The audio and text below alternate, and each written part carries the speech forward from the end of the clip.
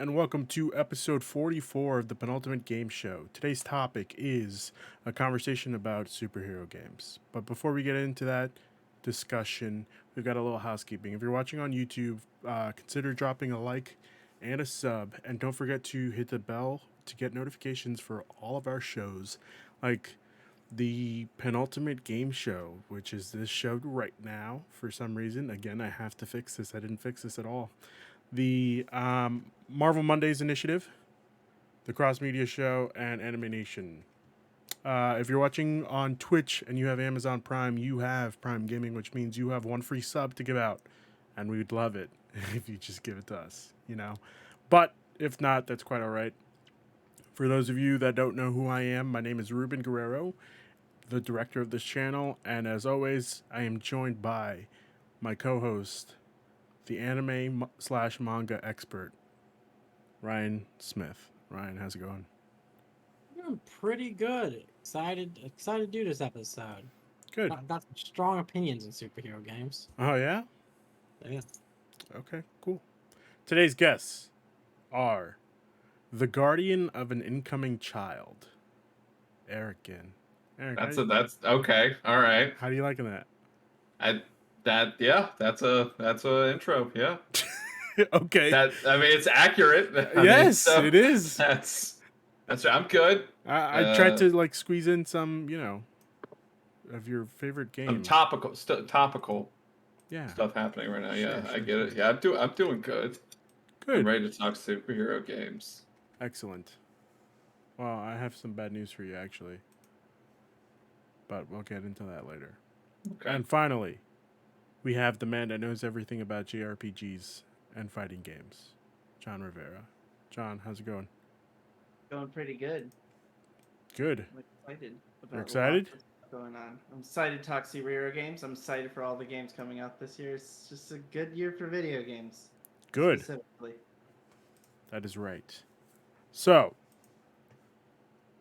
before we get into all that, I still have more podcasts and stream updates. This past Saturday, Christian had a couple of guests to do a spoiler cast on Life is Strange: True Colors. It's up on YouTube. Go check it out. Christian has also done our first video essay of the channel, for the channel. It's all about Death Stranding and the weirdness that comes with it. So, if you haven't seen it, go check it out. It's 35 minutes of your time, and I'm telling you this right now, right here. It's worth the 35 minutes. It's actually worth the 70 minutes if you think about it. Just watching it twice. So, Good idea. just saying. It's damn good. Yeah, It's damn good. that's I'm what gonna that. check it out. I haven't had a chance to watch it yet. I highly recommend it, John. Highly recommend it. Thursday, we are definitely doing something.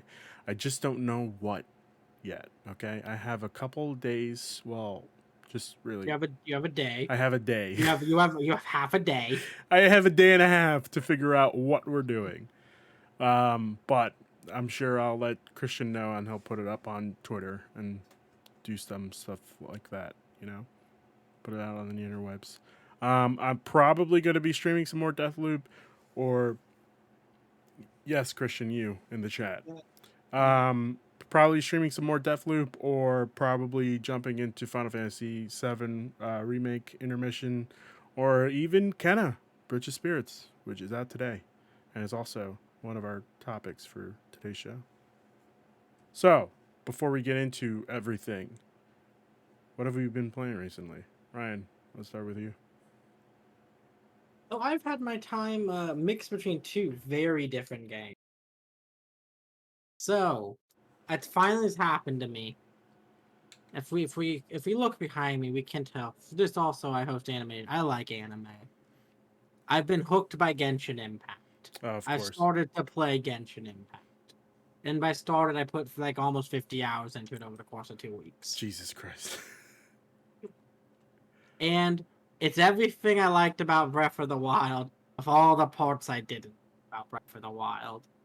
So I've been having a great time with it. Wait, I'm sorry. Say that one more time. It's everything you liked about Breath of the I Wild. liked it about Breath of the Wild without any of the bad. The weapons don't break.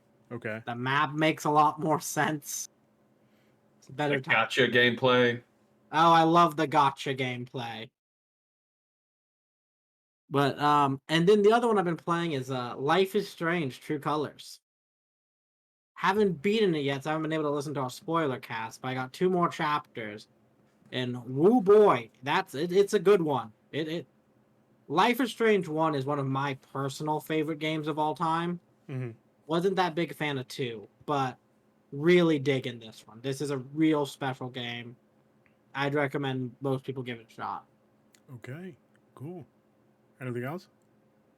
I dipped my toe into Kenna before we did this. I played about 2 to 3 hours. How are you liking it so far? I'll save that for when we get to the discussion on it. Oh, okay, all right. Eric, Mm. what have you been playing? I have been playing Demon Souls. Since I got my 5 finally a few months ago. I played like Ratchet and all them first. So finally sat down and played Demon Souls. Really good. This is really, really good. It's probably one of the prettiest things I've ever played. It's breathtakingly beautiful. Combat's fun. Definitely can see some inspiration for like all the other Souls games. Because I've never played Demon Souls all the way through. So this remake was my chance to get back into it. So I'm in an area right now where I'm going through. I'm like, yep, this is from Dark Souls 3. They use this for inspiration for Dark Souls Oh, 3. I know exactly where you Yeah. are. So it's fun, and I'm doing the Vanguard beta, which is also fun. Ooh. Yeah. Okay, cool. Wait, so you like it? Yeah, I do. That's very interesting because I hate it. I think it is. Oh, I think it's just fun because World War II is probably my favorite Call of Duty in the last few years because it was just fun to play. And this is fun to play. I mean, pretty much Call of Duties ever since Modern Warfare have basically just been the same, just copy and paste in a different time period. It's like I'm going through like all the weapon loadouts and stuff, and it's the exact same as Modern Warfare and Cold War. And so I felt like World War II was like its own unique style, and I just love shooting the bar. I really love shooting the bar in this game. So I didn't buy Cold War. I'm probably gonna buy Vanguard because there's some people at Sledgehammer really like, and I want to support them. And yeah, shooting some Nazis. Who wouldn't want to do that? okay. All right. That's a fun part. And the M1 Garand sound, though, the sound of the clip, it doesn't sound right. It's a beta. I can. That's the most important part of any World War II shooter. How good does the M1 sound Yeah. when you reload it? All right, cool. Eric, Christian said to add him on PS5 later. Okay. And finally, well, not finally, John, what have you been playing? So last week I finally beat Neo: The World Ends with You. I've been trying to write a script for that. So my thoughts on that will be in a review once I got that finished. But after that, I noticed we only have a couple weeks left of September, so I've been playing through the Metroid games to get ready for Metroid Dread. I beat Super Metroid, and I've been going through Metroid Fusion this week. So those have been really fun. Super Metroid holds up in a lot of ways. There's a couple weird control things going on, but then Metroid Fusion like does a lot smarter things with how it controls, and I really like. They feel like such different games because Super Metroid is very organic and a lot of biological stuff going on, and Fusion is like a zoo. So it's like a space laboratory with a bunch of like like predatory animals that have been like captured and they're like running amok. So it's still biological, but everything feels very contained because you're in a space station. Those are I really like how those are 2 different vibes using similar concepts. All right, cool. I have been playing Deathloop, which, Jesus Christ, it's so good. It's so good, Eric. You gotta buy it. You gotta buy Okay. it. Probably just gonna wait till Black Friday. It goes on sale. Yeah, that's probably the best bet. Um, Because I don't like Arcane that much, so Listen. So Go ahead. I think I could sell you on it then. I mean, it Because- looks neat. It looks really cool. I'm not a Dishonored guy. I never have been, and I thought Prey was a trash game. Oh, I love Prey. That's like the Yeah, only I game. didn't. I did not like Prey. Being a cup, it was fun for a little while, but Deathloop is one of the best story-based first-person shooters I have ever played. The gunplay in it alone is worth buying. Oh It yeah, feels so good to shoot in that game. yeah. If we remember correctly, the 75 trailers that we've seen for this game, every time I was like, Jesus Christ, I don't want to see any more of this. Like, just put the game out. I don't want to see any more of this. I don't even like this. And then I bought it because everybody was saying it was a really good game. It got tens from a couple of reputable sources, and man, oh Yeah. man, I'm glad I bought it. It's really, really good. Like it's got its hooks into me, and I'm excited to continue playing it. All other than that, I think I've been playing Splitgate and Jesus Christ, I don't even know.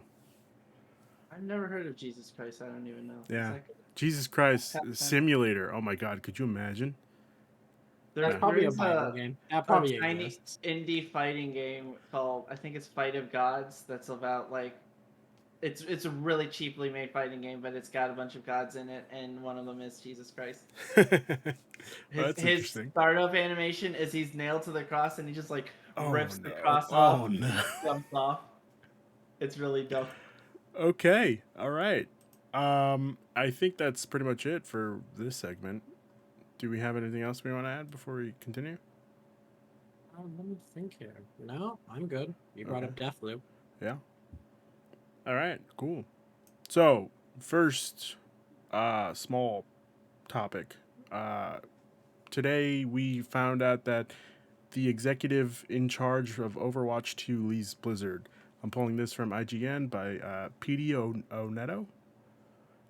We know that yesterday we got the big news. We got the news that the SEC will be looking into the happenings at Activision Blizzard, and Bobby Kotick was even subpoenaed.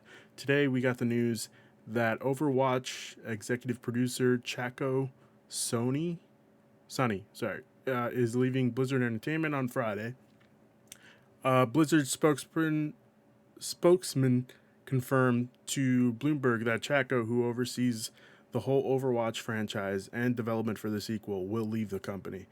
Blizzard has been an absolute privilege and one of the best experiences of my career, Sonny said in an email to staff, according to Bloomberg. Blizzard also says that Overwatch 2 is nearing the end of production at the time of Sonny's exit. An update on Overwatch 2 will be provided later this month, and the timeline on it may have shifted considering Overwatch 2 was reportedly still years out from launch. Jesus Christ. I thought this game was coming out the next 2 years. That's interesting because I do remember like a 2021 date. That was definitely before COVID. And when they announced like not the date, but like a 2021, they like didn't say anything about the game for like 9 months or something. Jesus.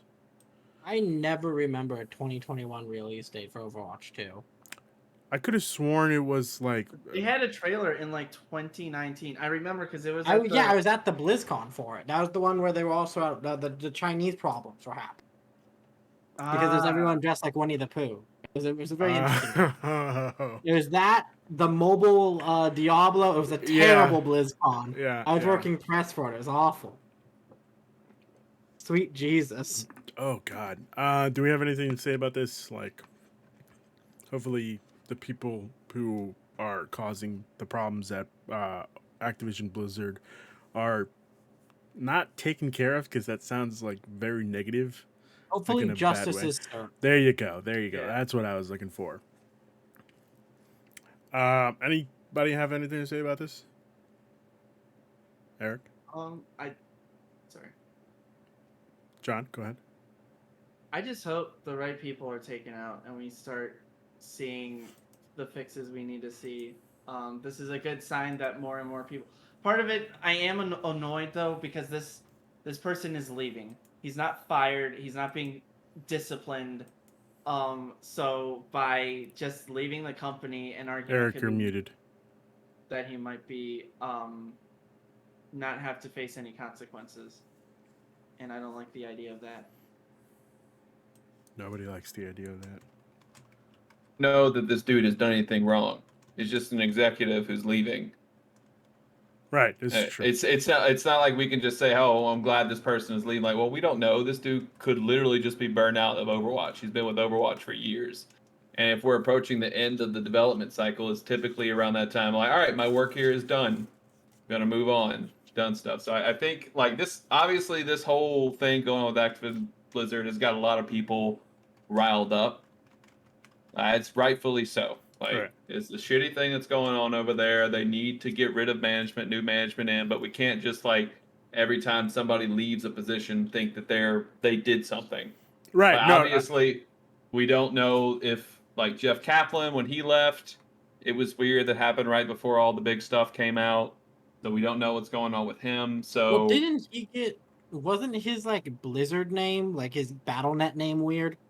well, I mean, yeah, if we all look at our battle name, our weird names and shit we've had when we were younger, I mean, we're gonna find stuff like I can't tell you all I've said stupid shit as a teen. I've still said stupid stuff as an adult.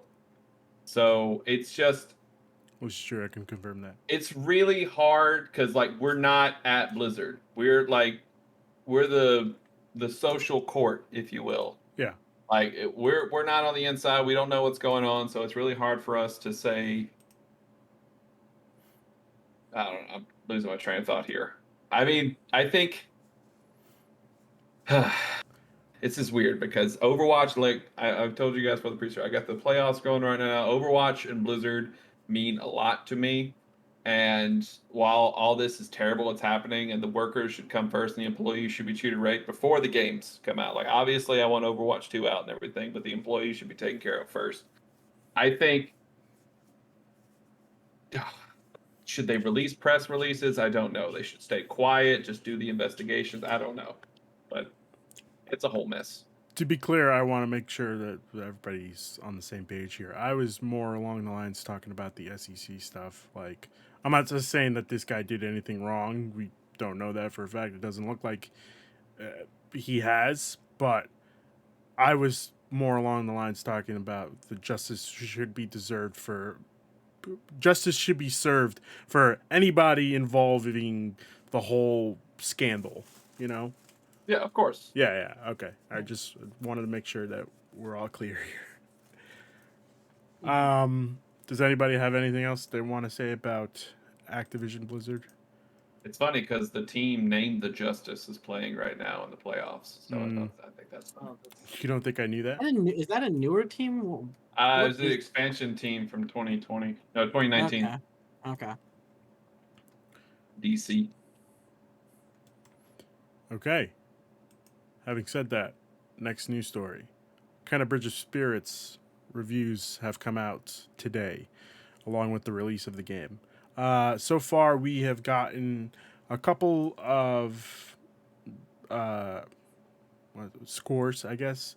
GameSpew, which I've never heard of, gave it a 10. I'm pulling this from Nibelian on Twitter. DualShockers gave it a 10. Game Informer gave it a 9. Digital Trends gave it a 4.5 out of 5. Screen Rant also gave it a 4.5 out of 5. The Gamer gave it a 4 out of 5. Jan gave it an 8. Destructoid an 8. And Press Start an 8.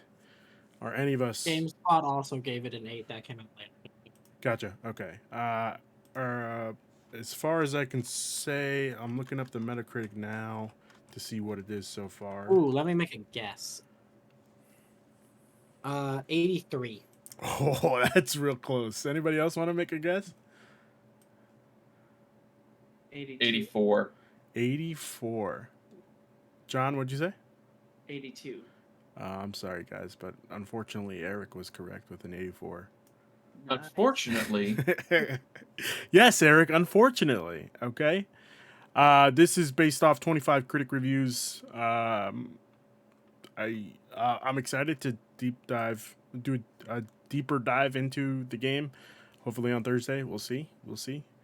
Ryan, you had some thoughts that you wanted to Yes. give. So I've put about 2 to 3 hours into it. I played an hour last night and 2 today. Okay.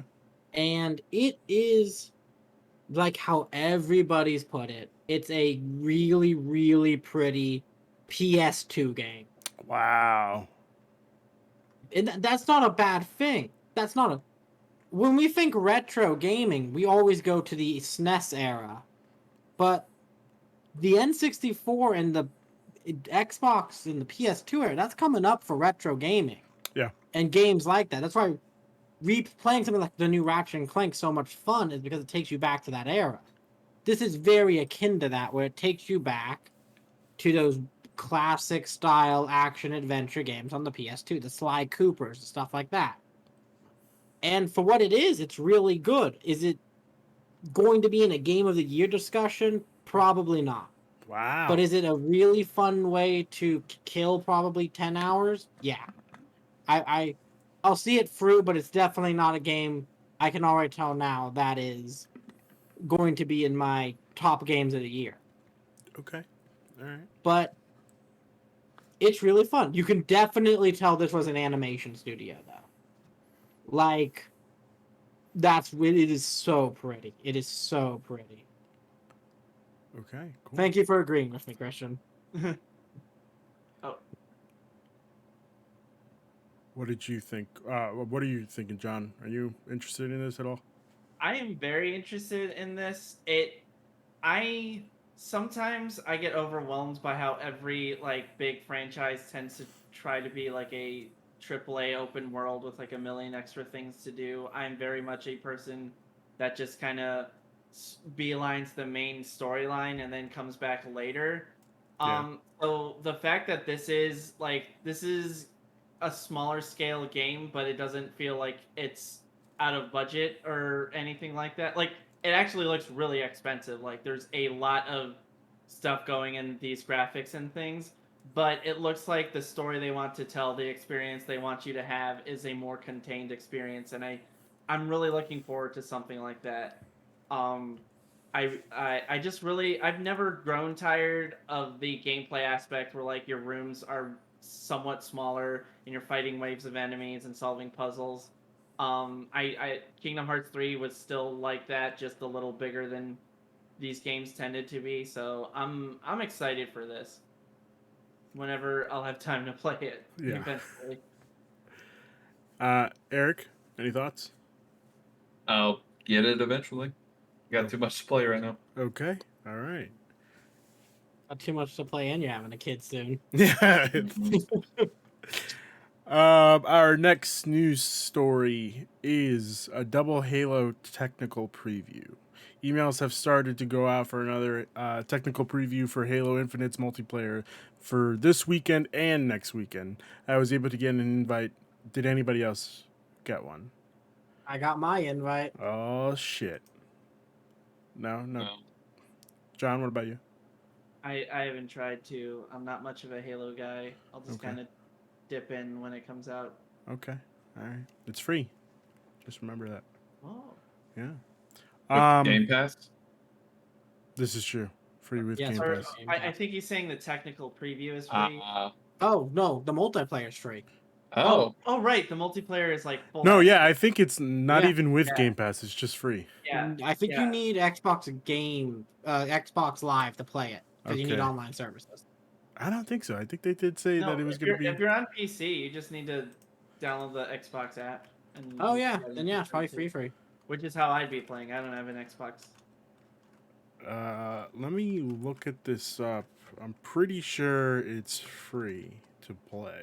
That they said, yeah, it will be free to play. Yeah. And Yeah, the support up to campaign is what's 120 FPS. Jesus Christ. Nice. That's the good stuff. Yeah. That's what this 3090 in here's for.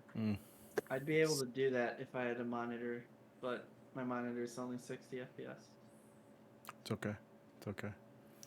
I am excited for this, Ryan. Hopefully we can get together with some people Oh yeah, we got to squad up. and figure out how the fuck we're gonna do this and kill some.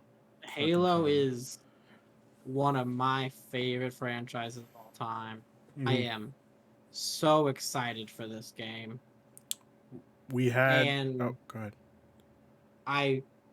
I've seen gameplay from the first and got to try it a little bit. I had a friend who got into the first technical test. It plays very well from what I can tell. I know they've updated a little bit for this technical test, so I'm excited to see what they've done to it. Yeah. And we'll see what happens there. Okay, cool. We had some fun playing Halo for the 12-hour stream we did for the anniversary. So I am excited to get back into that and play some Halo with some of the guys. It's going to be a great time. I'm excited. Christian, just a heads up. I said it in the chat, but I'll say it again. I already have Phasmophobia, but there's no way in hell that you're going to get me to play Phasmophobia on stream. It's just not going to happen. But with Halloween, Ooh, it's spook times.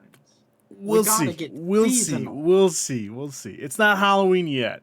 Okay, so we still have September some time. 1st begins the Halloween. That's time. not true. October 31st begins the Yes, Halloween it's time. Oh Okay. no, October no, 1st. no. October 1st. October 1st. No, it's No, it's pre-Halloween. Like, you know how the NFL has the preseason and then the No, season I and the don't playoffs? know how the Or in NFL has. pre-Halloween, Halloween is the season of Halloween, and then the last week of Halloween is the Halloween playoffs. The minute I can get a Halloween pumpkin 31 spice latte at Starbucks, it's Halloween. Halloween. No, that's not true. That's not true at all. Yeah. Okay.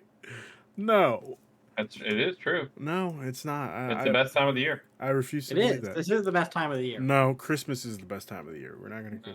We're not. I Getting love into this. Christmas. It's my favorite holiday, but I'd like it if Christmas occurred pre-snowy, breezy rain times, No, and that's it's why the I kind of best. love fall in general.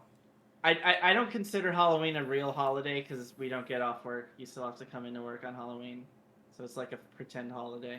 I mean, Eric, he's not wrong. You can't. Don't do that. He's not wrong. I mean, It's a holiday. You you see? don't visit the grandparents on Halloween. That's you the don't best get- part of Halloween is you don't have to see your fucking family. That's true. Oh, all You right. have to see your neighbors, Jesus and that's even Christ. more awkward. Oh You don't have to God. see your neighbors. No, you don't. You don't have to. Like... Where do you go trick or treating? To like? I don't. only I'm your friends 30. have- No, that's the best part of Halloween.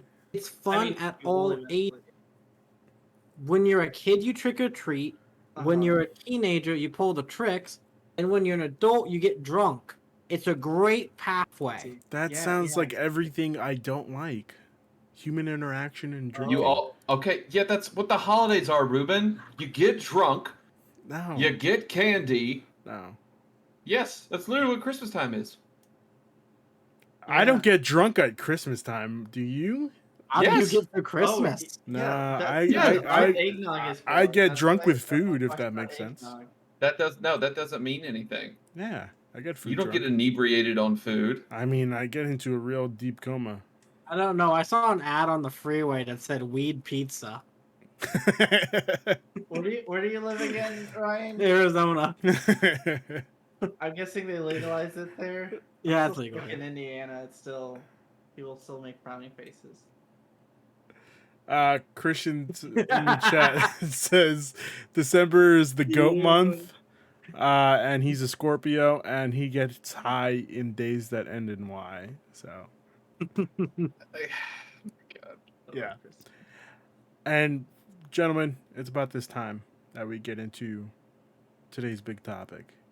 I got the show. What? Nope, that's it. Okay. I could have sort of heard you say something. I said topic of the show. Again, I feel like that's, just stealing from other people. I'm trying to, make it my I own. didn't. I would have gone dots if I was stealing from other people. I mean, I'm old, so I remember when it was topic of the week and they go anyway, I've wanted to discuss this since Sony Showcase, which I believe was about 2 weeks ago, if I'm not mistaken. If somebody can confirm that, that'd be great. We all saw the reveal of Wolverine and Spider-Man 2, with both being exclusives for PS5.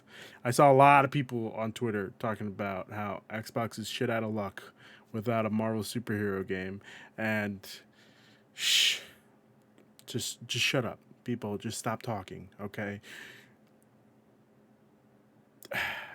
I'm gonna let everybody else talk, and then I'll continue. I'll, what I I'll think. take it. I'll take it. I'll Okay. take the reins. Well, what do we think of this, Ryan? First off, the Xbox people. You're getting Starfield and arguably Elder Scrolls 6 Yeah, but those are as Bethesda console games, exclusives. you know. Those are you're getting Bethesda games though. Yeah, Who but they knows usually as break. exclusives. They might be in Yes, 2025. and before they might be in- 2015, superhero games were 90% bad. Yeah, 90%. You're not wrong. 10% Yeah, of that was Arkham and one Spider-Man game. Are so- we saying superhero games based on an existing superhero, or are we saying superhero games based on an existing superhero. Because Infamous was pretty good. Infamous was good, and then it got bad. Spider-Man 2 from 2002 was pretty good. 4, Ruben. 2004? Yeah. Yeah, 2000. Oh, I was I mean, thinking of the 2002 Spider-Man game was also fun as a kid. Yeah, Ryan, I just don't know what you're talking about, man. He had What? infinite. What am I talking about? Okay. What was the Spider-Man game? I believe it was PS3, where you went around different dimensions, different Spider-Man. Shattered Dimensions. Was it Shattered Dimensions I or Web call it- Dimensions? It was It's shattered. Shattered Dimensions because the dimensions are shattered, and that's That why game was they're awful. dimensions. What? No. Wow, I've heard Shattered nothing but Dimensions fucking rocked. I heard it was pretty good. It just wasn't an open world Spider-Man game, and people made faces about that. but Wait, no. Christian in the chat says Ryan I is wrong. think so this are is you a different thinking of game. Are you thinking of Edge of Time? I'm thinking of Edge Shadows. of Time. Oh. I'm thinking of Edge of Time. That was the sequel. The Web sequel of Shadows. was bad. Web of Shadows was fun. Because that was what it was. I never played Web of Shadows, but I heard it was good. And then I got the Time one, and that game sucked. I was like, why does anyone like this? Edge of Time is not good. No. Friend or Foe looks awful. 'cause Or it's like a PS2, Marvel. PS3 cross-era game, and I can't tell which is which because the graphics are too good for PS2, but then it also looks like PS2 CGI graphics, even though it's a PS3 game. It's such a weird thing. Friend of Foe was not good. What was it? Didn't like the Ultimate Alliance games. 1 is really fun. 2 is god awful. Was it? And 3's okay. I never played 2. You don't need to. Hey, 3 looks okay. It didn't look Three- great. 3 Three was is really complicated for unknown reasoning. Huh. That's I- weird. That's The strength scary. of 3 was that like each level was dedicated to something different Marvel related. Like the first level Interesting. was Guardians themed, so you plays the Guardians. Second level I think was like the Raft, so it was a bunch of Yeah, it was the Spider-Man Raft, villains. yep. The third Right. like that like there's one where you fight the Sentinels, the X Mansion. You go to Hell and fight Hela. some might say stuff that was like a that. weekness. Hello. There's Yeah, I always mean- the Even best did memory part. that game. That's so weird. And then the DLC you fought God Doom and it was awesome. That was really cool. It was a fun way to kill an afternoon. Me and my friend couch co-opted it, and it took us a day to beat it. We got a pizza. Lovely time. Mm. But that's the thing. It's since about, I'd say, Christian, don't do this. Now, since Spider-Man 2018, it feels like superhero games have been on the rise and been hitting their marks. Wow. Since 2018's Spider-Man. Not even Mhm. since Batman Arkham 2009. Asylum. Oh, Arkham was the exception back then. Because other games came out around Arkham and they were bad. Yeah. Like Marvel Ultimate Alliance 2. Okay. But Arkham was the exception. And when we get into what makes a good superhero game, I'll go deeper into Arkham. Okay. But no, I think 2019, especially now with big, not these. It felt like for a long time, superhero games were left to the AA developers, like the THQs, the ones like that, the Deep Silvers, the teams that aren't making the AAA games. They make fun games, but they're still going to be buggy, have problems, and all that. Now it feels like superhero games are finally getting, because of the Marvel Renaissance and everything to do with the MCU, superheroes are on the rise, and so are their games. And now they're getting the budgets, the teams, and the people who should be working on them. And that's why things like Spider-Man were some of the best games I played that year and in that whole generational time. And just like Miles is still my second favorite game on the PS5. There's like 5 games on PS5. There are, but they're all bangers. The problem is they're all bangers, though. No, yeah, I'm not denying that. Oh God, John, thank you for that. I appreciate that. Well, there's my rant. Someone else can talk. Eric, you wanted to be on this episode. You practically begged me to have you on. I didn't beg you, but I if you mean- wanna throw that showmanship in there, for sure, that's fine. What are your thoughts on this? I mean, Ryan's right. Like superhero games have come a long way from Spider-Man on Atari to Superman 64 and stuff like that. And I think it was because like back then, obviously we all know about licensed games. Like you threw out these games to tie in with the movie. You got like Batman, Batman Forever. I had Batman Forever on the Sega Genesis. I played that because this was a Batman game. Obviously, kids are going to want to play it. And so, like with the rise of the license game, it basically became let's just get stuff out there. It was at one point it was all like shovelware for the Wii. Let's just make as many superhero stuff as we can. They tried to experiment with different stuff. Like I remember, I forget what the name of it was called, but they had an X-Men fighting game.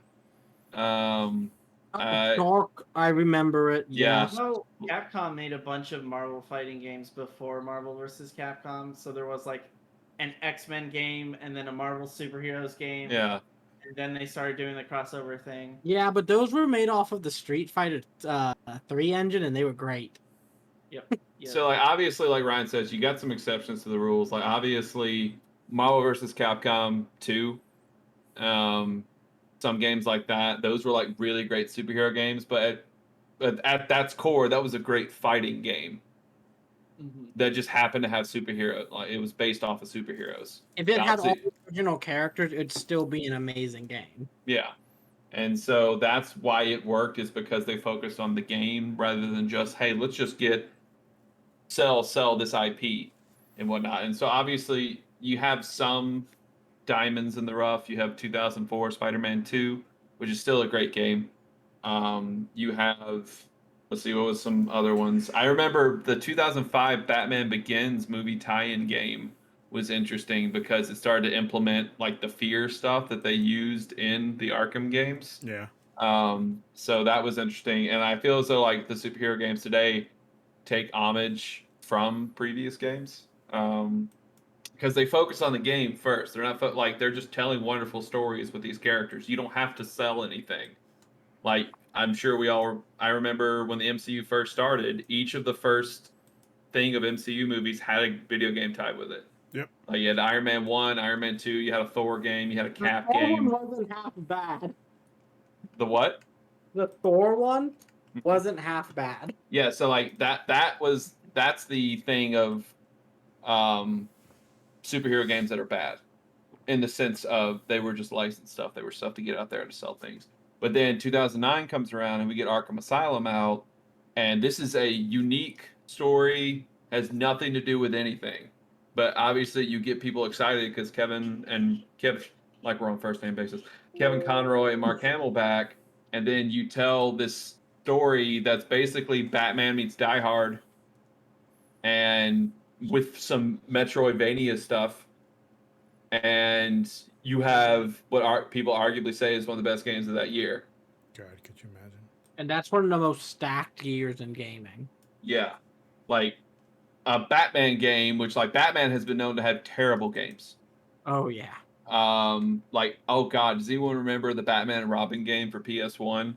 Where it was like Yes. it was like a Oh my third person, God. like it was so bad. Yes. And then like going forward now, the Arkham games are pretty much like right up there with Spider-Man as this is the pedigree. This is the top of the mountain. And of course, like Arkham City is still the most hyped for a game I've ever been. And that game's exceptional. Arkham Knight is exceptional. Arkham Origins is really good.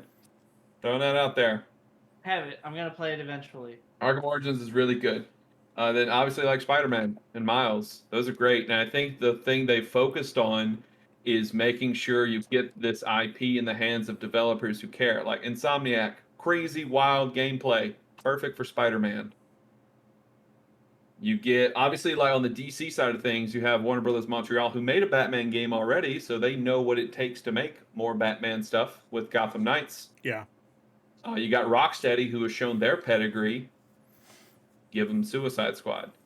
Like you got to pair these characters with people who care. Like the Guardians game is big by Eidos Montreal.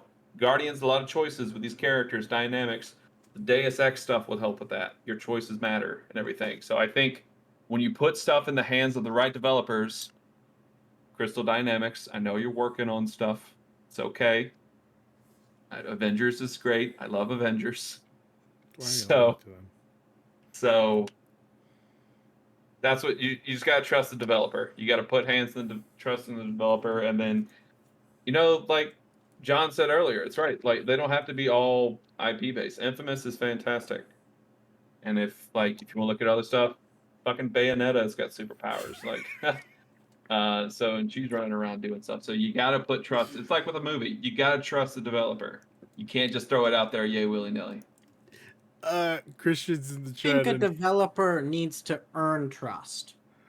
well, I'm glad that you said that, Ryan, because Christian's in the chat saying Eric making a good case for why Crystal Dynamics should get that privileges revoked. What? Eric's making a good case for why Crystal Dynamics should get their privileges revoked. I mean, like obviously you're gonna have some stuff, and if you look at it, Crystal Dynamics, not a developer that makes a live service game. Yeah, no, I 100% agree. A single player experience, and then they get thrown into something that they're not used to. Obviously, it stumbled out of the gate. Yes. Now with Black Panther coming in, some goodwill has come back, and they still talk about how they're going to be making new heroes and new stuff going into Spider-Man's next year. coming out this year. Did the raid ever come out? The raid is coming out, I think, in next month or something like that. Okay. Because they're increasing power level to get ready for the raid, and I think they're learning. That's the most important thing is they're learning. Goodwill has come back with Wakanda, the War for Wakanda franchise. When Right. Spider-Man comes out, people are going to, no matter if it's good or not, people are going to try out Spider-Man. It's Absolutely. the most popular character out there. And So they're learning. They're figuring it out. Not everyone's. Oh, I'm sorry, Brian. Go ahead. That's I've all talked good. too much. No. All I was gonna say is I've talked a lot of shit about the Avengers game, but if I have to give credit where credit is due, the storyline for that game, I will be none right of back, the big guys. games as a service mechanics is one of the best superhero stories I've played. The story was fantastic of getting the Avengers back together and all that. So where they were if they were just given a 30-hour Avengers game and the same gameplay style and everything with just a storyline, that would have been an amazing game and it would have deserved this conversation in Game of the Year. But they were given something they didn't know how to deal with. So yeah, problems will come arise from that. But for what they were good at, they certainly did well in it in that game. I think it's definitely still the best live service story campaign I've done. Like obviously, like Destiny 1 and 2 campaigns are fun. They were fun to play. And then you got Division campaigns were fun. But I think the Marvel Avengers storyline, that's the best live service campaign I've played. And it's getting there. Like it's got a great foundation. The game's got a great foundation. I think they just they needed some time. So Yeah, I just think that if Crystal Dynamics didn't have, I don't know if we're still talking about Crystal, but We are. okay, if Crystal Dynamics had their way, they probably would have made a kick-ass single-player game for the Avengers, and they did. The single-player campaign is really, really good. I would say, very creative for what they did. I just don't think that Square Enix shouldn't have asked them to make it a games as a service game. I agree. Yeah. I wonder if it's a question of just how expensive these games are to make, because has Crystal Dynamics made a lot of games where you play more than a single character? I don't Because think they're so. mostly No, they've made known the for Tomb more. Raider series, right? Yeah. Isn't that their claim to fame? Yeah. And Yeah, Gex, that's what I was baby. thinking. And what? So Gex, enter the gecko. Oh, yeah. Oh, fuck yeah. Is it Gex Night already? So I'm wondering There's a if Scott like the the Wasp. way to monetize making a game where you can play 4 separate characters, plus because like it's not just Iron Man, Thor, Hulk, and Captain America. You got Black Widow. You got um Miss Marvel. Like that's at least 6 different characters that they all want to feel unique. That they none of them like this isn't Marvel Ultimate Alliance where everyone has the same button pushes to do different things Right. and from a top down. These are all unique 3-dimensional characters. I'm wondering if they're like, look, this is how much it's going to cost to make that game. You need to find a way to make significantly more than that. And I'm wondering if the way to monetize that was like, I guess we got to make it live service if we want to keep the revenue coming in more than just like a big burst, and hope we get like Square Enix is famous for being like we sold 8 million copies of Tomb Raider and we didn't make enough. Yeah. This franchise isn't growing as big as we like. That's why they put Deus Ex on hold. I'm wondering if that's just the cost to make an Avengers a team-based game rather than what Eidos Montreal is doing, where they're making a Guardians of the Galaxy game where you only play as Peter Quill and you tell your buddies to do certain things. Yeah. And they're integrating that team into the choices and as like super moves where like you do a thing as Peter Quill, you push a button, and then he goes, "Hey Groot, do your Groot thing. Hey Rocket, shoot a rocket." Um, the the cost of development and like the unfortunate fact is that we can't just talk about how video games work. We always got to go, well, how do they make money off of it? Because unfortunately that ends up affecting how these games are made, what their gameplay styles are. And that I think that's probably what happened to Avengers is they're like, look, if you want to have 6 playable characters plus, you're gonna have to figure out a way to make that. If you can't make it so that we can sell a ton of copies right away, you got to make it last longer. And I'm wondering if also like when they were scoping out how long it would take the game, they'd be like, if we release here, this is a couple months out from when next gen is supposed to drop. So we need to make this game last, because otherwise it's going to be a game that people go, I got a PS5, I don't want to play a PS4 game anymore, Yeah. type situation. I think another part of it is that if we look at when that game got announced, all the talk in the gaming sphere was about games as a live service. Everything at that time and place was trying to be a live service. That is And also so true. that also probably swayed like, hey, we got this live service thing seems to be popping off. We should probably get on this. Yeah. I don't think, if I remember correctly, like when the game was announced, I think in January of 2017, I don't think they said it was going to be a live service game. I No. think they It said didn't. it was just going to be a game, and then we found out it was going to be a live service game at that E3. And I can say that I've given them. So I bought the deluxe edition when it first came out, and I've already spent also probably $80 to $100 in cosmetics. That's how they get their revenue, because I bought both Black Panther skins. I bought all the in-game skins for everybody. So For a second Unfortunately- there, I thought you said you spent $80 to $800. oh, $80 to $100. Okay. I got real And concerned. cosmetics. So I mean, like, and the problem is when they try to talk about that game, a lot of it is the cosmetic stuff. Like, I want them to talk about the actual game itself, and where that's leaning into the, hey, they care more about the IP than the actual game. But I think it's in a good place right now, because John's right. Every hero feels unique to play. Other Yes. than Kate Bishop and Hawkeye, which are pretty identical. Like everyone, all of them feel way different. Like they could be the star of their own game. So But let's really back to the topic at hand here. Even if Xbox was able to get, let's say Xbox was able to get a Marvel superhero, what who's developing this game? What studio? Well, who they get? Just pick anybody. I'm gonna do a Fantastic Four game. Okay, who's going to be developing it?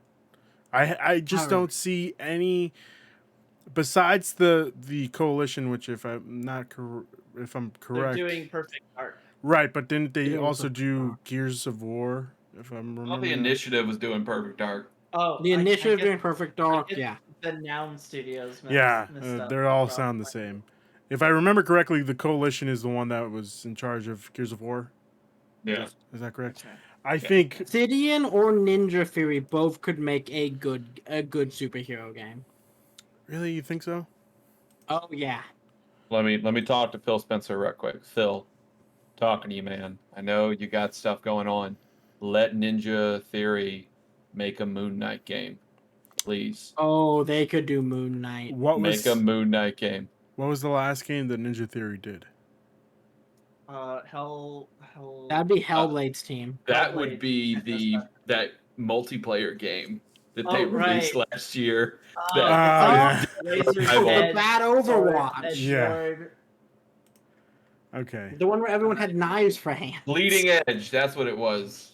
Bleeding Edge. What did I say? I said like You Razor's said Edge. Edgelord. I said Razor's Edge and then Edgelord because I knew it had Edge in. So yeah, I mean God. the problem is like who's Xbox gonna get? They're literally the most popular superhero of all time right now is with PlayStation.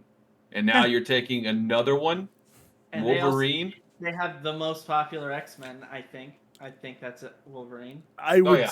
I would say if you're thinking of if Xbox is even thinking of something, Iron Man would probably be your best bet. But then again, I just don't But see any Sony has a studio. VR Iron Man too. Yeah, but did that game do really well? It was pretty I don't- good. It was Yeah, fun-ish. But I bet Sony would be like, "Hey, if you want to make us like a real Iron Man, like What I'm trying to say is like there's all of the Avengers that they could probably do without Spider-Man, you know? yeah, Captain America, you could do Iron Man, you could do Thor. first-person shooter out of Captain America." Microsoft. I was like- just thinking you could do a third-person action adventure World War II game with Cap. Mhm. Who would do it? Ooh, who would do that? That's good. I mean, Do you see what I'm trying to already- get at here? What I'm trying to say is like, there's no So, studio for. When I was looking at that Microsoft Studios, I was thinking Ninja Theory, and the other two I was thinking of, and this isn't what people want, but they would make a really good, different kind of hero game, and that would be if Rare ever gets to take a break off of, I forget what the pirate game is called. Sea of But I- Thieves. Sea of Thieves, if they could ever take a break off of that, they could do something interesting. And Psychonauts is a superhero game. Like, there are a bunch of dudes with psychic powers. I'm pretty sure there's psychic superheroes. Like, I think Double Fine could make a pretty good, unique, more comic book styled superhero game. That would be entertaining. It wouldn't be your AAA Sony killer, but it would be something. Okay, I could see that. But I think I agree with your point, which is that all of Microsoft studios are so specialized to make one specific kind of game. It's hard to make them, and not even game franchise. Like the Forza teams make Forza games, like car games. The Halo team 343 makes Halo games. The Gears of War team makes Gears of War. I think when people say Xbox needs a superhero game, they're not. I think they're trying to identify a problem that isn't necessarily superheroes. What they're really saying is that Microsoft needs a character-based franchise. A franchise where you go, I want to know what happens to this guy next. I don't think anyone says that about Master Chief. I don't think anybody says that about Marcus Phoenix or whatever his son's name is. I think they say, oh boy, I can't wait to play multiplayer in these games. And the advantage that Sony has had with the PS4 is that you go, I want to see what that red-haired girl who fights robots is all about. I want to know her story. You want to know what's happening to Joel and Ellie in the new Last of Us game. You want to know what's happening. Like, as good as Spider-Man is, you're there for Peter Parker. You're there to see what his story is about, what he's interacting with MJ, and I mean, that's why Spider-Man Miles Morales works so well. Is you saw little bits and pieces of him in Spider-Man 1. You're like, yes, I'm into a game where I get to see what this other character is going on and what his story is all about. And for the past, like, since the 360, they have just been kind of refreshing Halo or Halo Gears of War Forza and thinking that they can coast on that, and it hasn't been working. And I think part of it is that those franchises haven't really changed much on a conceptual level since the 360 era. Like they're gameplay focused, multiplayer network based games, and Sony has been dominating the zeitgeist with the past generation through like making these wonderful, fascinating stories that are character driven. I think God of War is a good example of that, where they took a game that was like a Devil May Cry clone, a hack and slash combo based game, and they were like, let's reinvent this as a story focused title about a I think father it and a came out son. before Devil May Cry. I think it Uh, was- I think it was Ninja Gaiden that came out. so before. Devil May Cry 1 came out in 2001. The first God of War came out in 2005. Yeah, it was that would far into the be. PS2 life cycle. Yeah, God of War 2 came out in 2007. I don't know why in my head it was a PS2 launch. I love you, God of War 2. You're my second favorite God of War game. God of Wow. War 2 is fucking good. I Second love favorite. 3. God, I love 3. 3 is fun. That was the first game I ever had played with an HDMI cord, and I was like, oh my god, what have I been missing? Oh, I never thought graphics would ever look better than God of War 3 with an HDMI cable. I think John has a very excellent point. Because obviously, when Spider-Man was there, people were like, "Well, why doesn't Xbox get Batman?" It's like, well, the problem is there's already a freaking studio that made in super great Batman games. Right. They're gonna keep making Batman games. Like Rocksteady is now Warner Brother, probably golden child when it comes to making games. Like, Also, there's like an entire publisher that is owned by the DC Comics company. yeah, I know Was they're it? in flux now, but like when Spider-Man came out, it was definitely like Warner Brothers game. They publish whatever they want. Wasn't there rumors a couple months ago that Warner Brothers wanted to drop all of its games? That wasn't a rumor. Like That its was actually connection? true. That was real. Yeah, yeah, they I think wanted it to was get rid. AT&T was dropping Warner Brothers, and Warner Brothers was looking to drop. Yeah, and Yeah. so like Rocksteady and Mortal Kombat and everybody were all kind of in the shuffle. Yes, and then they realized that everybody was willing to pay massive amounts of money for these studios, and then they were like, you know what? Well, we're actually going to keep these guys. yeah. Because I think if I remember correctly, like Microsoft wanted to buy Rocksteady. Yeah, They did. That was the. I still think a chunk of their E3 press conference was going to be blocked out for Rocksteady, and they couldn't get it. I think that's why the NetherRealms fighting game pipeline has been destabilized a bit, because normally they go Mortal Kombat, Injustice, the DC fighting game, and they I think his name is Ted Boone, has said Ed Boon. He can suck it. Ed He's a Boon. piece of shit. Yeah, he's been like, no, we're doing Mortal Kombat. With our next game is a Mortal Kombat game. We're not doing DC next. You don't like Ed Boon? No, Brian? Ed Boon is a trash of a human being. He Really? actually I like did has not know done that. bad things. Okay, I didn't know that. Yeah. What is up with Ed Boon? I'm not a fan or a hater. I'm just ignorant about what's going on. I have no idea. He had some a lot of allegations put against Oh, him okay. during a couple years ago during Oh. Me Too. Gotcha. I do Yeah. remember there was a thing coming out about how NetherRealm developers all have intense PTSD because they're expected to like stare at graphic photos of like car crashes to do the gore in Mortal Kombat. Jesus. I've never been a fan of the games for gameplay reasons, but that doesn't sound like a fun way to make a video game. I think what they said, they haven't said if Injustice 3 is going to be next or not. But I think Xbox right now, obviously they spent $7.5 billion on Bethesda. So I think that's where their focus is. Definitely. Like their focus is to lead the RPG market because obviously RPGs sell very well. And so they obviously, have yeah, a stronghold on the Western RPG market. yeah.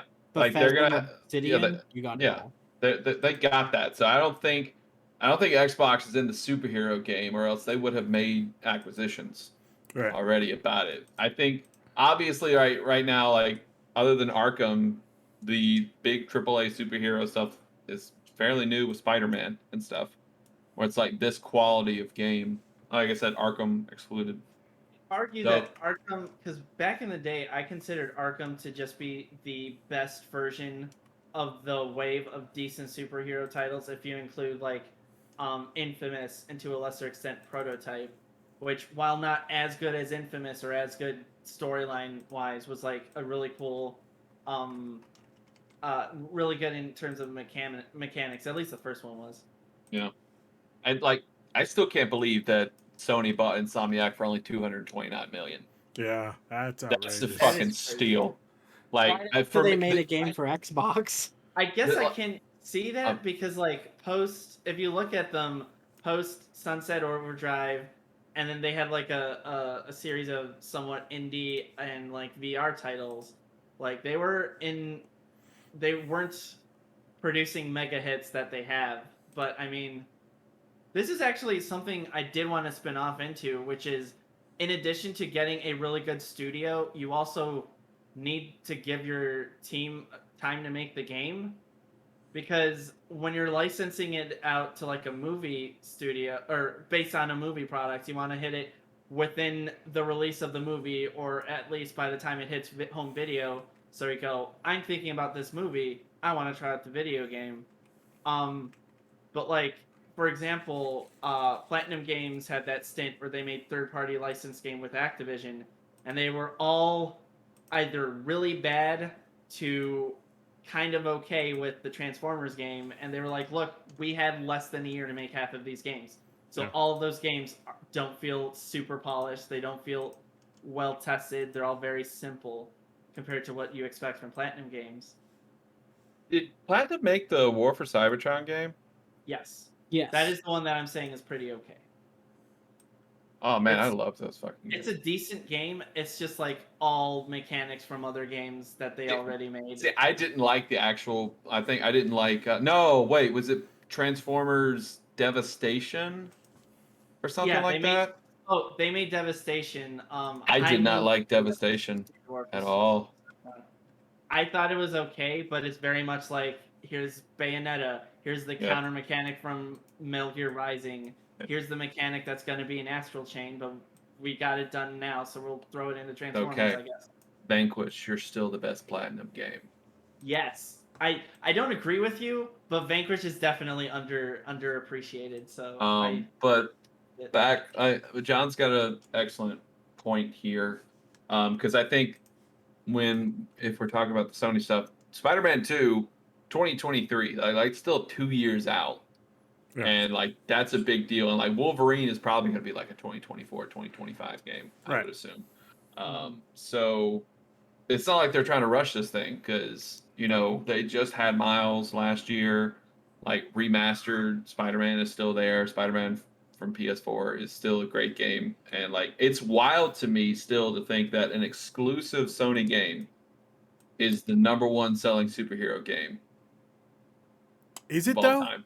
Mhm. yeah, Because Spider-Man PS4 is the number Just- one selling superhero game. yeah, but just look at the love and care that Sony puts into. No, what I'm saying here, like my point is, Sony put all this care and effort into this. Okay. And Okay. an exclusive game beat out a multi-platform, Yeah, I see what you're saying. Okay. like like with there have been I've seen so many times where it's like, here's a superhero game on GameCube, Xbox, Nintendo DS, Game Boy Advance, N-Gage, your mom's mobile phone, and despite like you can have, and a bunch of games that year came out on a bunch of different platforms, and Spider-Man sold better than some of them. I think they really got what's important about the character. Like Spider-Man PS4 is still my favorite iteration of Spider-Man. Yeah, I Like have to wholeheartedly agree. it's my favorite. Obviously Spider-Man is my favorite fictional character of all time, and they took him and it was like, wow, this is incredible. And then Miles came out like, wow, you guys rock. Like, and you don't have to worry about your games being published because Sony is going to publish your games because Insomniac has shown that they can fucking do it. Yeah. Insomniac, all they have to do is just show a 40-second trailer for Wolverine. That's already one of the most hyped things because Insomniac has already proven that they can do the stuff right. Yeah. So I'll admit, I'm one of the harshest critics of Spider-Man 2018. I think that game has a lot of problems that they then dealt with in Miles. And I think having the both of them, they are growing and making those games better. They could have easily copy and pasted a lot of Miles from Spider-Man, but they made him play distinctly different. And that just shows that they're willing to put the time, effort, and care into making these games. Yeah. But even in something that small, where they could have easily phoned it in with the slightly higher graphics and a little bit changed the combat system. Nah, they completely redid the combat system, all that. The way you play that game is completely different than how you play as Peter. And it proves that they know what they're doing and they are worthy of these IPs, and just give them money, give them the time, and you're going to get the result. I agree. I think with their strong showing, I know people were saying like, don't make Insomniac a Marvel studio. Well, I think what you should do is just let them like, hey, what do you guys want to do? Exactly. Oh well, we made this Spider-Man game. We thought we'd try another Marvel superhero game. Let's try Wolverine. And like, obviously, yeah, you still want to go make Ratchet and Clank? That's awesome. You still want to do these side things? That's great. Yeah. Like, I also think with some things like going back and forth is such a good idea because you had a lot of really good Ratchet and Clank games on the PS3, and all the ones that anyone ever talks about is A Crack in Time, and that's because it had the biggest break between the one in 2006 and that was in 2009. There was a DLC in between the two that nobody talks about, and after A Crack in Time, there was Into the Nexus, which released in like the twilight years of the PS3, and nobody talks about it because Ratchet and Clank is just a franchise that you want to miss before you get excited for the next Ratchet and Clank game. And I think the cool thing with Miles Morales is they made him feel so unique that it didn't make you think, oh my gosh, too much Spider-Man. It made you think a new way to play Spider-Man. So now when you get to play as Peter Parker again, you're like, I haven't been able to play a new Parker version. I'm excited for that. And then when you jump into Wolverine, that's just going to be a whole new bag of work. That's a negative sounding term, but like a whole new experience because Spider-Man is a very aerial, acrobatic character, and Wolverine is very much I just walk in front of a gun, it shoots me, I go, okay, I stab them with my claws. Yeah. That's it. So I think Insomniac is in a good place because Spider-Man and Wolverine are like on opposite ends of like a superhero spectrum, where Wolverine is like a borderline anti-hero sometimes, where he's like a very aggressive, violent character, and Spider-Man. The cool thing, one of my favorite parts about Spider-Man, about Insomniac Spider-Man, is that it's more effective to web people than it is to actually punch them until their HP runs out. Yeah. That takes forever. If you just shoot a bunch of web blasts, they'll stick to a wall in seconds, and then you can move on to the next guy. That is such a smart attention to detail for how that character should play. And Wolverine shouldn't be able to do that. He should have to just run at people with his fists. I still hold that like the problem that people are trying to get at with Microsoft is just they want characters that are characters. Because hey, Master Chief, despite having a name, having a voice, he's very much like you are the Master Chief. You're supposed to insert yourself into that character. I feel like Gears of War hasn't been character based since Gears of War 3. I know a lot of people say good things about Gears of War 5, I think, about how that story goes out. hey, But- Emmett. I will speak on that behalf. It has a very good story. But there's something about that franchise that isn't connecting with new people or isn't getting people interested in exploring the Xbox ecosystem. And I think Xbox needs to just make more games that are character focused, which is why I'm a little concerned about how hard it seems like they're going to lean on Western RPGs, because I think there's definitely a huge audience that likes that stuff. but that's still creator characters. That's still the character on the front of the box is not someone you're supposed to care about, and it's not who you play in the game. You create your own face, and I'm not sure how well that's going to work out for them, but I think some people just want to see someone that they want to buy a plushie for, that they want to buy a statue for, and put on their wall from Microsoft. You see, User.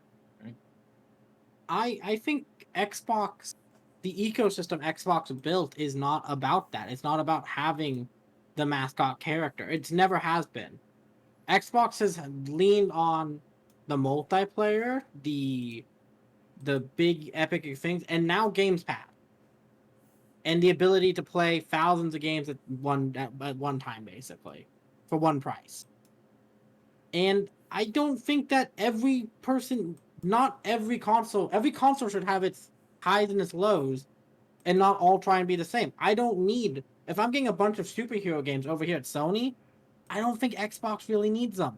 I can get that fill from Sony. But Sony is not putting out multiplayer games. Sony has never been good at making multiplayer games. Maybe remember the PS3 era. They've tried, and Uncharted it 2 didn't go. multiplayer. Rest in peace. Oh You god. guys remember, what was that game? Drawn to Death? Do you remember that? That David Jaffe game? Yeah. Game. It was like, Or the one where you had, it was somewhat ahead of time. It was like 300 people on the battlefield at one time. massive Mag. action game. Yeah, no, that game was 256 shit. players. Yeah, no, that game was Yeah, shit. it's so 54 calm. versus 54.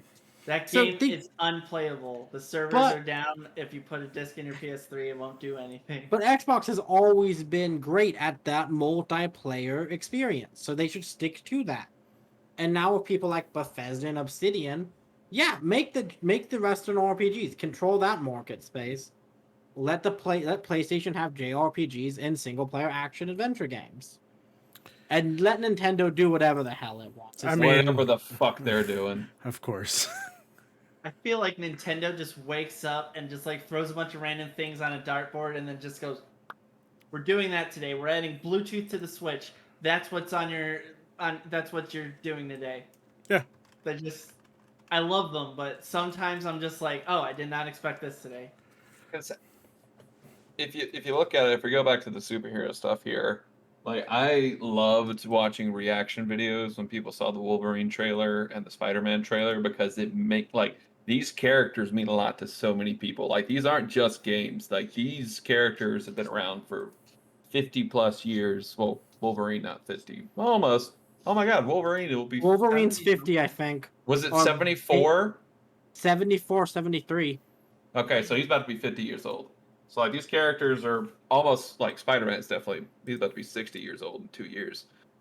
So like, these characters, I think the important thing about it is, like, these characters are super important. Yeah. And I think people just want that. Like, Xbox just wants, like, oh my God, we have the Iron Man game.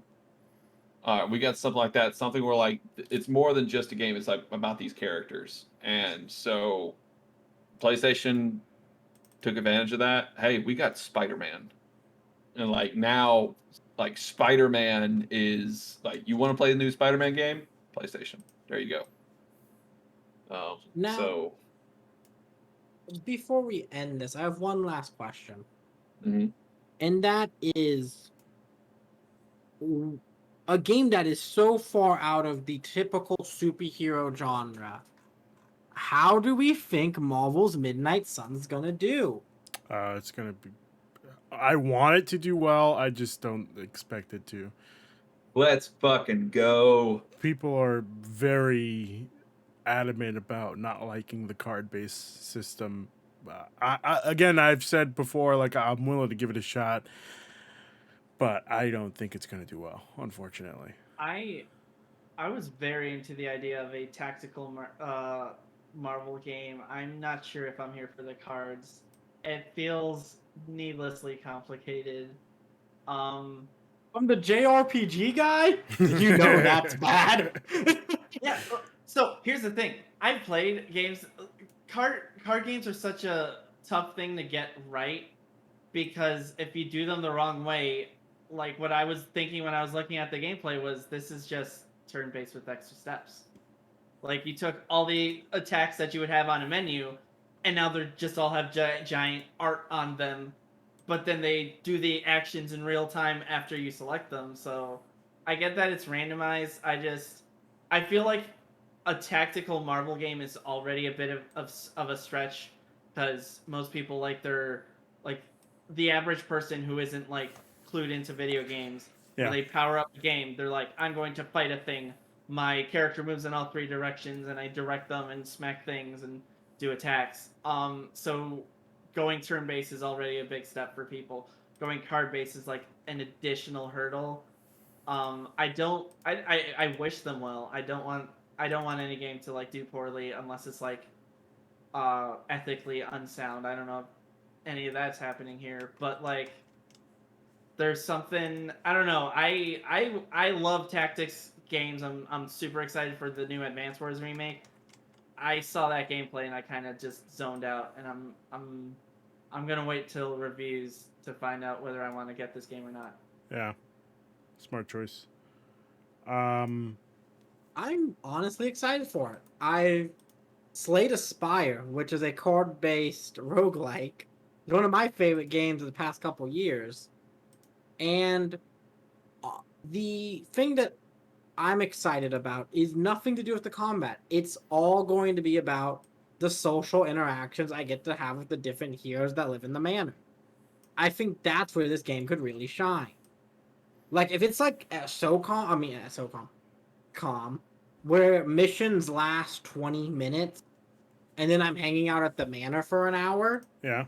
that's fine. If the gameplay is subpar but the manor stuff is really cool and like the relationship building, if they lean heavily more into the Fire Emblem side of that kind of deal, this could be a really fun game. I just don't know if, like, it looks like they are leaning into that. Like I said, I don't know. People were expecting this to be something else that it's not, and I thought it was I was mobile hoping Ultimate for, like, Alliance a 4. grid-based type thing. That's what I was expecting. I'm sorry. Say that one more time, Ryan. I was expecting Marvel's Ultimate Alliance 4. I mean, yeah, pretty much exactly something along those lines, or I was like, ooh, something. we're getting real magical with it. Yeah, or even something along the lines of the new Guardians game that's coming out, where you're your own character, but you're fighting alongside. I said something along those lines. I'm not saying it's gonna have to be that exactly, but like, I don't know. We'll wait and see. It's one of those things where you're just gonna have to wait and see. Now, what you got to say, Eric? Okay. I was gonna say I am excited for it because I am not a big tactics game guy. Like I don't really care for them. I much like John say I like popping in and slashing people open as Wolverine or beating the crap out of people as Batman. But like tactic games don't really do it for me. I'm gonna buy this because these characters mean a lot to me, and I'm probably gonna put this game on easy mode. That's what I'm gonna do. I was really excited because they're doing really dark, scary, supernatural stuff with the Marvel Universe. And if y'all don't think I'm gonna have Blade and Ghost Rider on my team the entire time, You're out oh of my your god! fucking mind. I want a good Ghost Rider game. Oh my god, who would make a good Ghost Rider game? Ooh, who'd make a good Ghost Rider game? Let me think here. Honestly, for how out there and crazy that character is, I'd say Platinum Studios. I was gonna say it, but I always say Platinum. That's like my That's a first character instinct. though that I didn't want to be the guy. you need some crazy, or you give the Capcom and let the Devil May Cry team do it. You need somebody who has that kind of knowledge of action and of saying action that type is just saying games. Platinum with extra steps. But I'm saying the they would better do a great- version of Platinum. I'm saying Platinum Elite. But He's no, got more I think money. like Ryan's right. Like I'm gonna spend a lot of time. I'm ready to hang out with Doctor Strange or stuff like Yeah, that. I just I'm want to ready to meditate on a cliff of Doctor Strange. I that's why I'm excited for this game. Like the card stuff, I've played Chain of Memories. I know that card stuff is not the best, but Chain of Memory is still one of those good Scars. games. Still I Chain of played Memories is Chain a of really good Memories. game. Okay. All right. So like card stuff doesn't really bother me. I'm just excited to play this story, this character, these characters. And it's good that we're getting the ones we don't usually see a lot. Like Yeah. I know we got to have Sorry, Cap and Tony in there just for like, hey, look, we have Iron Man and Captain. But obviously, like, look, we're gonna have Magic in here. We're gonna have Ways characters. very obscure but very like supernatural characters, and I think that's exciting. That's an exciting thing, and it's from a studio that knows how to do this stuff. Like, I This forget what is they're their fucking bread and butter. Coaxel or whatever. What's their name? Galactus. Firaxis. Firaxis. This is their bread and butter. Like I'm ready for it. That plus that fucking Wolverine gif is so fucking good. It's Yeah, a very good gift. Oh my god, it's so good. But yeah, I'm ready for it. Now I have a question. What's up? Talk to me. I would like everyone to say their top 5 superhero games of all time. Now for Ooh. this, I will say like Infamous, anything is included. So like if you want to say Wonderful 101, anybody, Ooh. go right ahead. It doesn't have to be existing IP or anything. So Okay. Do you have your list ready, Eric, or would you like us to go first? I'll go first. Hit me with So number 1 obviously is 2018's Marvel Spider-Man. No, really?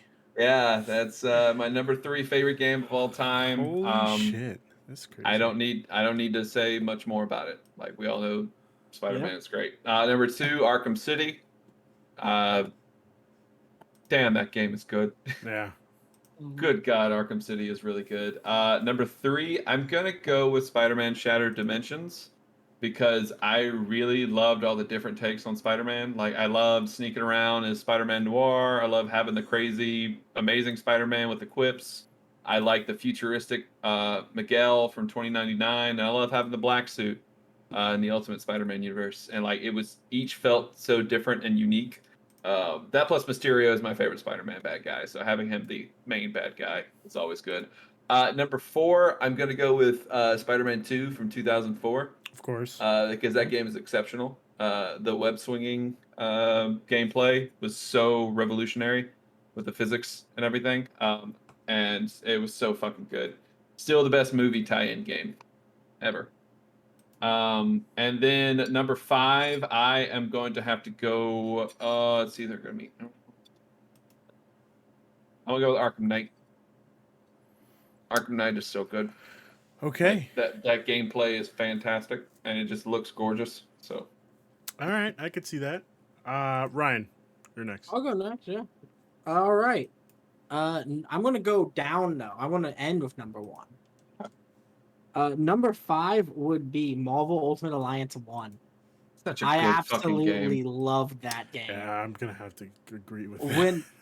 When I forgot how old I was when that came out, but I played a shit ton of it. I remember that.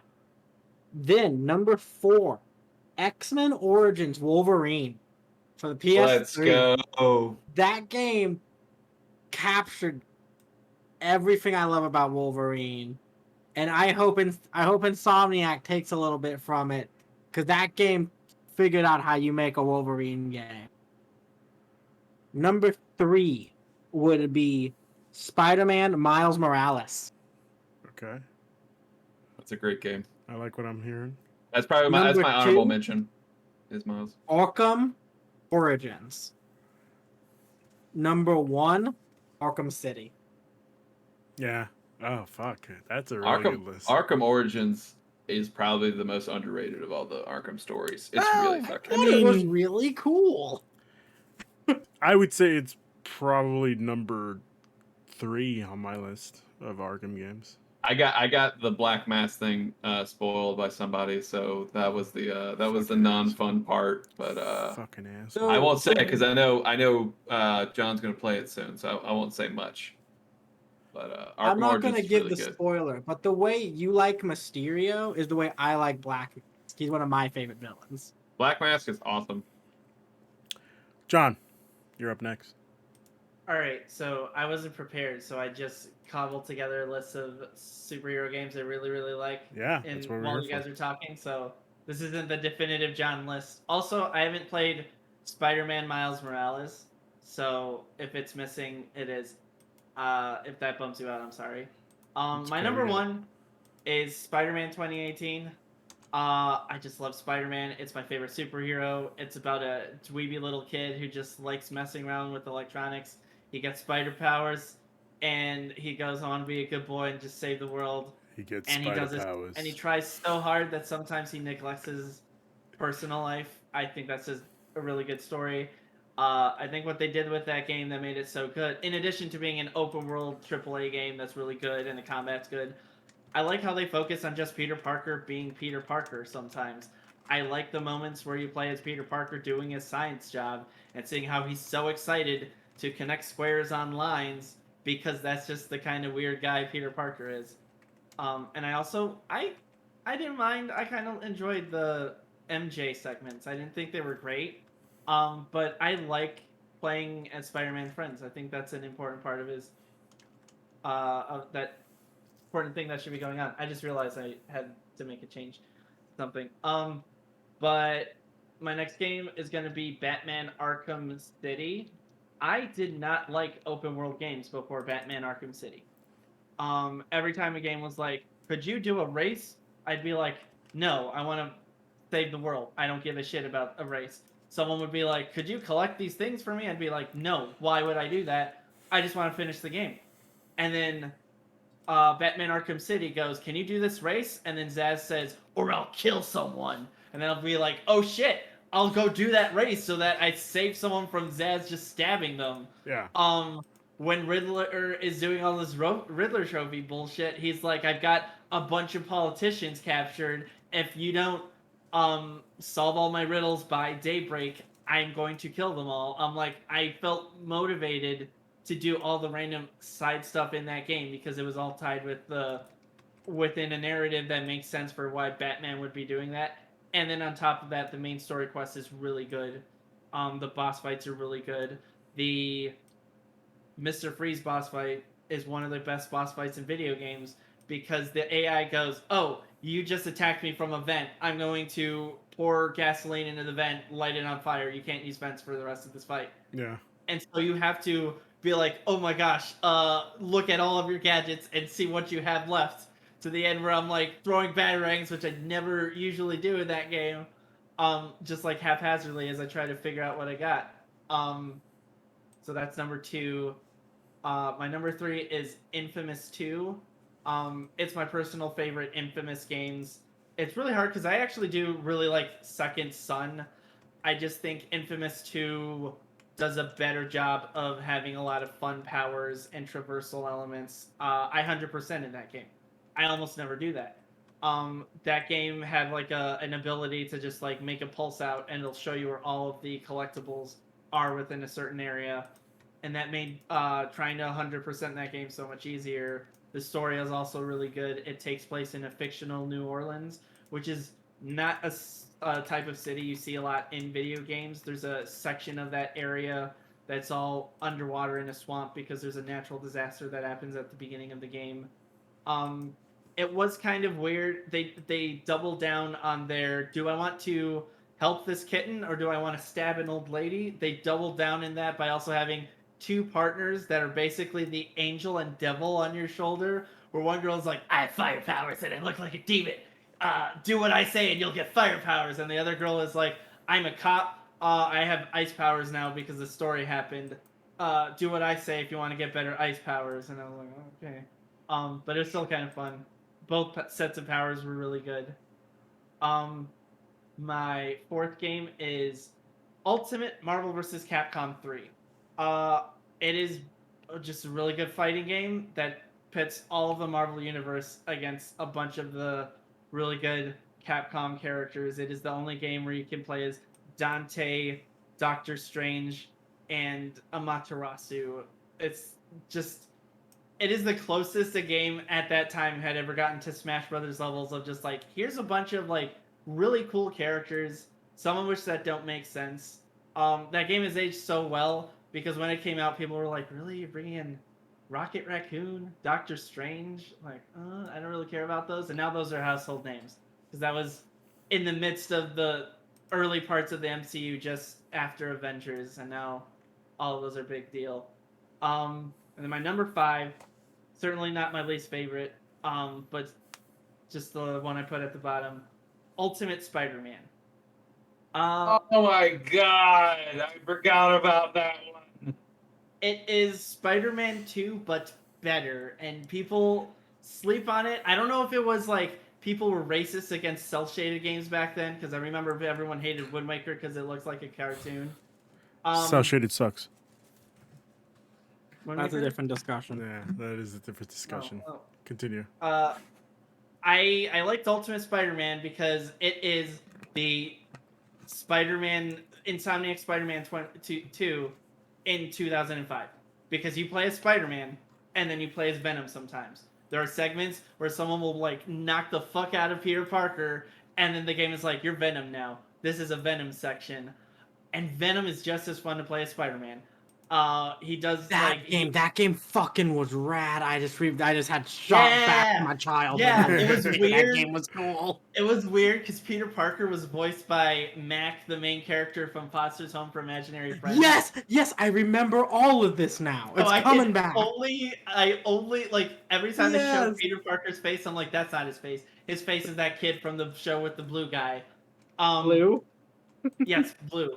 I was just joking around. I know his name is Blue. But like Venom can just straight up eat people. Like I think the way it works is that his health is constantly going down when you're Venom. You have to So consume. You have to eat people. It's like a game of Rampage. But then after you beat the game, whenever you decide to switch to Venom, it turns into like a Grand Theft Auto mode where you can just do random destruction, and there will be an increasing resistance force of like, first cops will come and shoot you, then the SWAT will come and you'll see militarized police officers, then the army and like helicopters and tanks will start attacking you. It's just like a Hulk game, but you're just Venom running around eating people, picking up cars, throwing them, doing like your tendril attacks. But then the story is also really good. It is just straight up the Ultimate Spider-Man line from when it started to the last storyline that was out when they started making the game. So Nick Fury pops up a couple times, and it's Samuel L. Jackson, Nick Fury. It also has a bunch of fun crossovers where like there's a boss fight against Wolverine, and then Wolverine is like, I guess I shouldn't have been drinking so much, and that's funny. This is another game where they tie in the optional stuff to the story. So like your random races are Human Torch will just like piss off Peter Parker and just be like, I'm faster than you. Try to beat me. And I'll be like, you know what? Fuck you, Human Torch. I know you have flying powers. I'm going to web swing faster than you. John was a very angry child. I can see that. I just thought it was funny as a kid that like there was nothing bigger than just like, hey, Human Torch is like saying you're a slow guy. Try to beat him in a race. So that's one of my favorite. I like it a little bit more than Spider-Man 2 because Spider-Man 2, at least on the GameCube, was kind of glitchy. There was a handful of moments where I'd like fall through the world, or in a couple cutscenes, like one involving Mysterio. There's a part where like a newscaster comes in, and as he's walking in a frame, his head just fills the entire screen. And then it cuts, and then he's back to normal. But for that reason, I like Ultimate Spider-Man a little more than Spider-Man 2. Okay, nice. And for me, I'm going to go with number 5 is Spider-Man for N64/PS2. Oh Just man, that's a good Just one. because it's my... Like you're talking about 2000 Spider-Man? Yeah. With the fog everywhere? Yeah. Oh, First level, and never you're like, forget. We'll put it in you a... can web anywhere, even if Yeah. there's no buildings around. Yep. Oh yeah. We'll put this bomb in a safe place. I still reference that to this day, for no reason whatsoever. For Just the 4 people who will get that reference. I'm okay with that. Number 4. This is going off the top of my head. I'm gonna go with Batman: Arkham Knight, just because like, while it wasn't what I wanted out of that game. Like there was way too much Batmobile stuff. I feel like we kind of didn't really need that, but I'm glad that they put it in there. And also like the story liked of it. Arkham Knight as was a great. tank, I did not like how many times the puzzle was like, "Hey, you need the Batmobile." Yeah, Like, oh, exactly. what the It fuck? was just I'm too much. underground. I'm in a building. Yeah. Well, you What are still you need doing? it. Yeah, so it's like, go back out there and get it. Number 3 is going to be it's a good question. Arkham Asylum. Just because it's one of the goats. Number 2 is going to be Spider-Man 2018. And of course, number 1 is Arkham City. Just because I'm probably one of the biggest Batman fans out there. Eric, I'll fight you. Just remember that. Just remember that. That is my spot in this thing we call the Penultimate Conquest. Okay, all right. You can have Spider-Man, I'll be back in 1 sec. but I'm having Batman. Having said that, we are going to close Oh. out the show. Just because, just because we're going a little too long here. Let's do some plugs. Eric, where can people find Hi, yes, Eric again on Twitter. If you haven't watched any of our, speaking of superhero stuff, we do a Marvel show called Marvel Mondays Initiative, and we had our last show for our little hiatus. We talked about Ant-Man. It was great. But yeah, if you're interested in that, please check out. They're all on YouTube and stuff. If you want to see how we think about the MCU and everything. Yeah, like Ruben said at the beginning, I got a kid coming next month, so I'm very excited about that. And I'm really excited to eat some spanakopita after this. So Spanakopita? Yeah. What Wow. is that? That is not a word I recognize. That's a Greek Uh, thing, right? Yeah, it's a Greek thing. It's feta cheese and spinach and like a pastry. It's really fucking good. Interesting. What are we talking about now? I'm talking about Spanakopita. spanakopita. Oh, God. Ooh, it's kind of copita. That reminds me Yeah. of the crap, the Venture Brothers episode. Yeah. I don't know why I pulled that out of nowhere. John, where could people find you? You can find me on Twitter at Noisy Shark. If I do anything interesting, I usually post it there. I've been trying to write and make a video for a review of Neo: The World Ends with You. I've been having some writer's block and things going on in my personal life. It's been making it hard though, but eventually I should have it out sometime soon. Okay, cool. And Ryan, where could people find you? People can find me at Ryan the Lion 3055, wherever it is. At Ryan Lion 3055 on Twitter. Okay, I'm cool. also gonna be giving some sign announcements for Anime Nation because we have 2 major things coming up. One is tonight drops Star Wars Visions, so that's gonna be a big one. It's been getting amazing reviews from people who've already seen it. So that's one. And then we got fall anime season, so we're gonna be doing our seasonal breakdown like we've done for every season so far. Oh, all right. But we got 2 big ones coming up. Ryan, we're so close to the last part of Attack on Titan. I We're can so practically taste it. When does it come Don't out? taste it. January. Oh, that you still got a little while to go. No, we're so close, Eric. We're so close. I can practically taste it. He's tasting things he shouldn't be. Yeah. Okay. While we were doing this discussion, I was working on the thumbnail for this, and man, oh man, I put it in the Facebook group chat. Go check it out. It's really, really fun. I love it so much. That's some professional gourmet ass looking shit. Well, Good thank you job. very I much. really Thank you very do. much. That's good.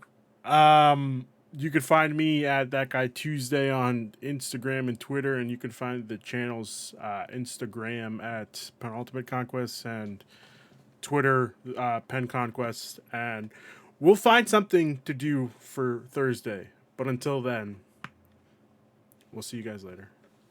Excelsior. Excelsior. Bye-bye. No, that's not Excelsior. the show. That's not the show. That's what I'm bringing to it, Oh, Ruben. okay.